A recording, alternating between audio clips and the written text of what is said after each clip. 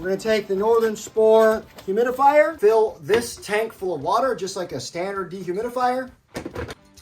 And then this is going to control the direction of your humidity. I'm going to take this guy here, run the cable out to the back, and we're going to plug that cable into the settings.